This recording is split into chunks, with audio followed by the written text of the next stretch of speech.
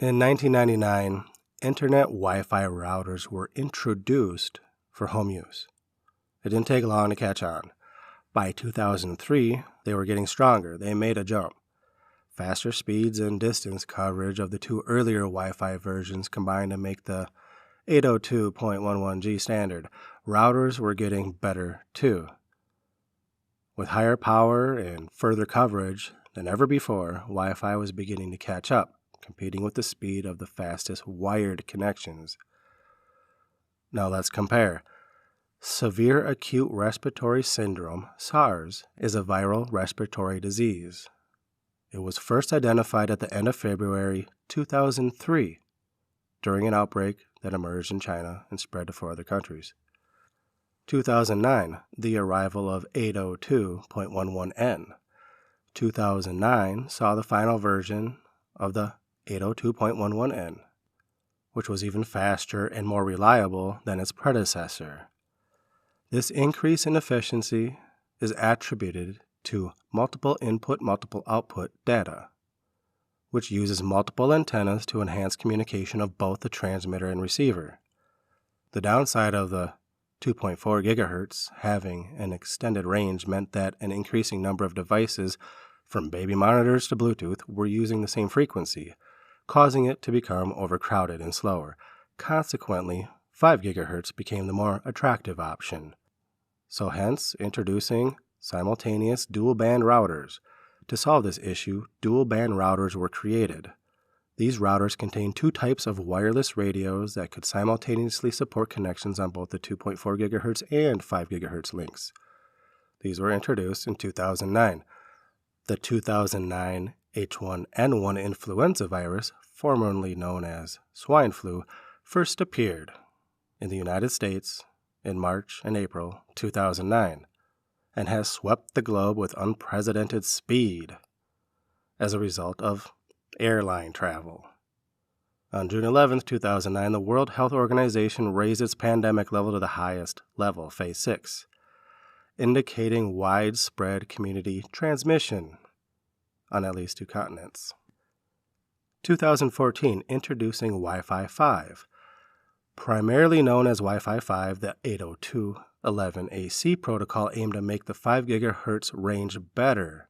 It had 4 times the speed of Wi-Fi 802.11n, a greater width, and the ability to support more antennas, meaning data could be sent more quickly. During this time, we also saw the birth of the beamforming concept, which is explained by Eric Gear as focusing signals and concentrating data transmission so that more data reaches the target device. 2014, same year, the United States experiences a nationwide outbreak of enterovirus, D68, associated with severe respiratory illness. 2019, highly anticipated Wi-Fi 6. The way in which Wi-Fi works fundamentally hadn't changed in almost a decade, and neither had its purpose. The highly anticipated release of Wi-Fi 6 in 2019 promoted great promise for faster connectivity and link-up between technologies with speeds up to 9.6 gigabytes per second, which when compared to the 3.5 gigabytes per second on Wi-Fi 5 shows an increase of almost 300%. The reason for Wi-Fi 6 jump in speed capabilities is down to the technologies being used to mitigate the issues of becoming overwhelmed with the number of connected devices. Wi-Fi 6 routers are also capable of communicating with more devices at once, enabling routers to send data to multiple devices in the same broadcast. And I don't need to tell anyone what happened that year. Let's recap. SARS. The respiratory illness was founded in 2003 when Internet Wi-Fi routers entered the home and everyone started sitting at their computers with that tower 2 feet away.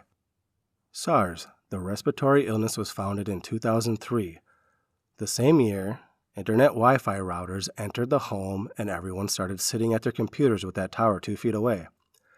2009, we get both the upgraded dual-band routers and H1N1 influenza, a contagious respiratory illness. 2014, we get both an upgrade to Wi-Fi 5, bigger, stronger, faster, multiple antennas, and a nationwide outbreak of enterovirus D68 associated with severe respiratory illness. 2009, we get both a huge jump in radiation saturation. The population has more than quadrupled how many devices they are using and how long they are using them throughout the day, and of course a worldwide pandemic called SARS-CoV-2. It's quite a coincidence, but wait, there's more. Routers use electromagnetic waves to communicate data. Electromagnetic waves are radiation, but it's non-ionizing radiation. Non-ionizing radiation is a form of radiation with less energy than ionizing radiation. Unlike ionizing radiation, non-ionizing radiation does not remove electrons from atoms or molecules of materials that include air, water, and living tissue. They're hinting that it doesn't give you cancer, yet it can cook you like a microwave oven from the inside out. SARS, a different SARS with a little s at the end, specific absorption rates, is a measure of the rate of RF or EMF radiation, energy absorbed by the body from the source being measured. In the case of many studies, a cell phone. SAR provides a straightforward means for measuring the RF exposure characteristics of cell phones to ensure that they are within the safety guidelines set by the FCC. I would like to add that the FCC regulations have a strong tendency to increase when the tech level exposures increase. It changes and increases every few years.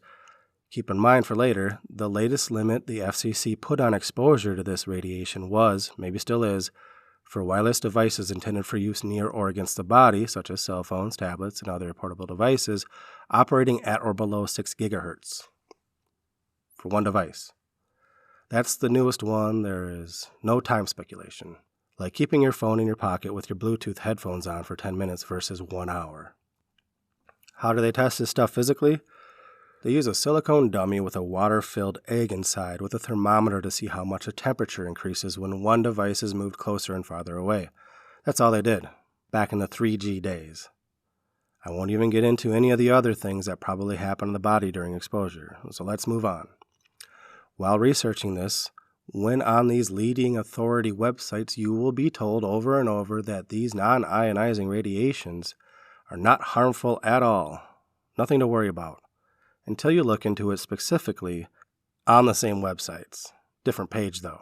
You get stuff like, what does non-ionizing radiation do to the human body? The NIH abstract. Repeated Wi-Fi studies show that Wi-Fi causes oxidative stress, sperm/testicular damage, neuropsychiatric effects including EEG changes, apoptosis, cellular DNA damage, endocrine changes, and calcium overload. That was in 2018.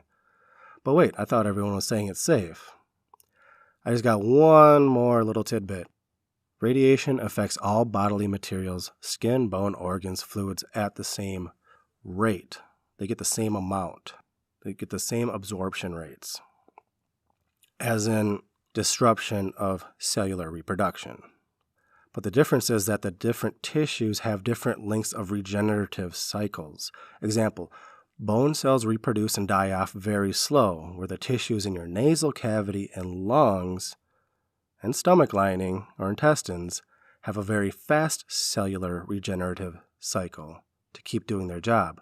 Funny, that word, cellular. What that means is prolonged exposure to harmful yet low-dose radiation will express itself in certain tissues first. Tissues like nasal cavity tissues, lung tissue, and intestinal. Now, what are the symptoms of SARS? I know this isn't what anyone wants to think about, but think about it. It rushed through my head the other day as I was writing on my computer. Mine and my wife's office is basically where the dining room would be, next to our living room. We've been on holiday break with the kids for 2 weeks, and nobody can shake the colds we have. I swivel my chair at an angle where I can see my desk. It has my laptop, phone, headphones, and printer, all connected wirelessly. To my left, my wife sits with her phone in hand, which is connected to our Bluetooth soundbar by the TV, and her computer on her desk as well. Our TV in the next room, where our 2 kids are playing on their iPads, wireless turned off, like that makes a big deal at this point.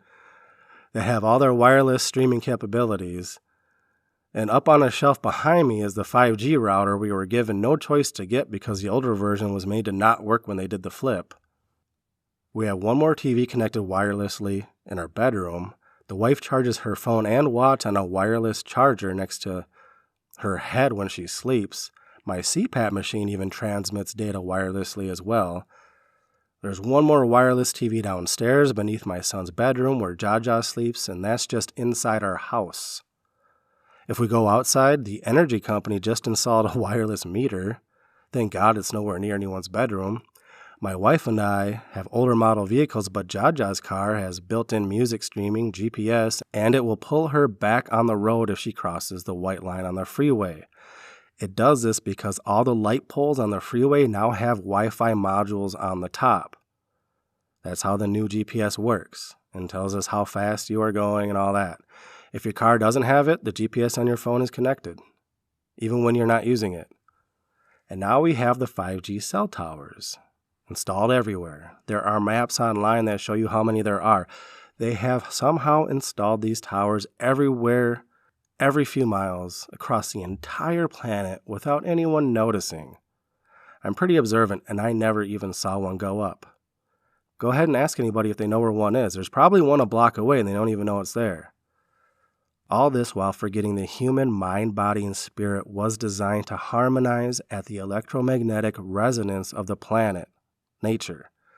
If you think that's weird, go into your garage and grab the voltometer, the voltmeter, whatever it's called. Use it to measure electrical stuff in your car.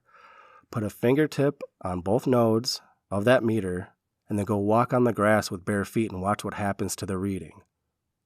But it's all good. Just keep drinking the beer, watching the stock markets, wars, and football games. Nothing to see over here.